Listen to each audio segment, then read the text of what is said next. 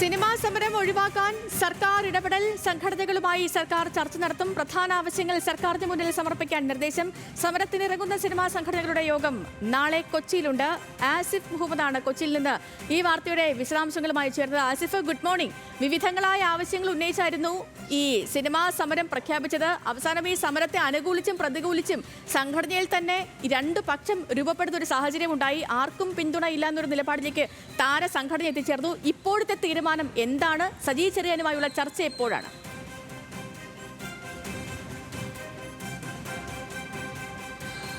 സേതു, തീർച്ചയായും സിനിമാ സമരം ജൂൺ 1 മുതൽ ആരംഭിക്കാനിരിക്കുകയും അതിനു മുമ്പ് ഒരു സൂചനാ സമരം നടത്തുകയും ചെയ്യാനാണ് ഈ സിനിമാ സംഘടനകളുടെ യോഗത്തിൽ തീരുമാനമായത്. പ്രധാനമായും ഫിലിം ചേംബറിന്റെ നേതൃത്വത്തിലാണ് അത്തരത്തിൽ തീരുമാനമെടുത്തത്. നിർമ്മാതാക്കളും വിതരണക്കാരും അതുപോലെ തന്നെ തിയേറ്റർ ഉടമകളുമാണ് ഈ സമരവുമായി മുന്നോട്ട് പോകണമെന്നുള്ള ശക്തമായ ഒരു ആവശ്യത്തിൽ ഇപ്പോഴും ഉറച്ചു നിൽക്കുന്നത്.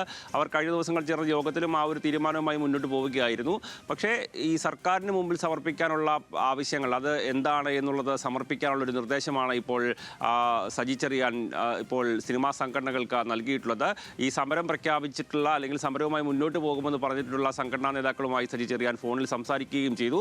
അതുകൊണ്ട് തന്നെ നാളെ കൊച്ചിയിൽ ഒരു യോഗം ചേർന്നുകൊണ്ട് തങ്ങളുടെ ആവശ്യം അത് മന്ത്രിയെ അറിയിക്കാനുള്ള ഒരു തീരുമാനത്തിലേക്കാണ് സിനിമാ സംഘടനകൾ നീങ്ങുന്നത്. സ്വാഭാവികമായും സിനിമാ സംഘടനയെ സംബന്ധിച്ചോളം അവരുടെ ആവശ്യങ്ങൾ നിറവേറ്റുക എന്നതിനപ്പുറത്തേക്ക് ഒരു സമരവുമായി മുന്നോട്ട് പോകാൻ അവരും ആഗ്രഹിക്കുന്നില്ല എന്നുള്ളത് ഉറപ്പാണ്.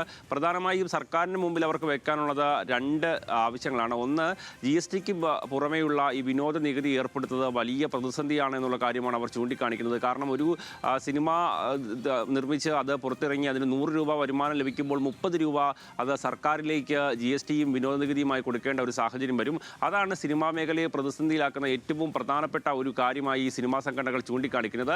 ഇക്കാര്യത്തിൽ ഒരു വിട്ടുവീഴ്ച വേണം. ഒന്നുകിൽ GST അല്ലെങ്കിൽ സിനിമാ നികുതി മാത്രമേ ഏർപ്പെടുത്താൻ പാടുള്ളൂ എന്നുള്ള ഒരു നിലപാടും ആവശ്യവുമാണ് ഇവർ പ്രധാനമായും മുന്നോട്ട് വെക്കുന്നത്.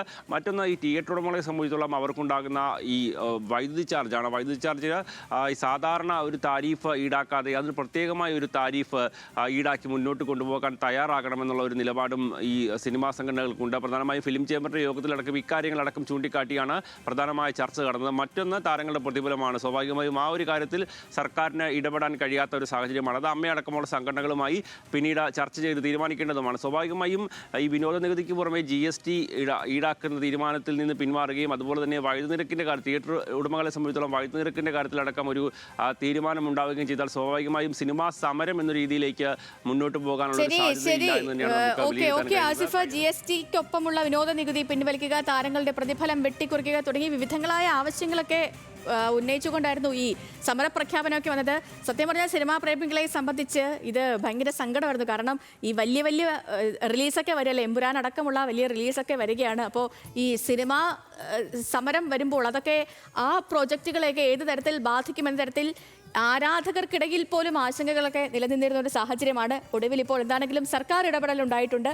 സന്തോഷകരമായ ഒരു കാര്യം തന്നെയാണ്. ഈ സിനിമ നമ്മളൊരു വീക്ക്നെസ് ആയിട്ടുള്ളൊരു കാര്യമാണല്ലോ.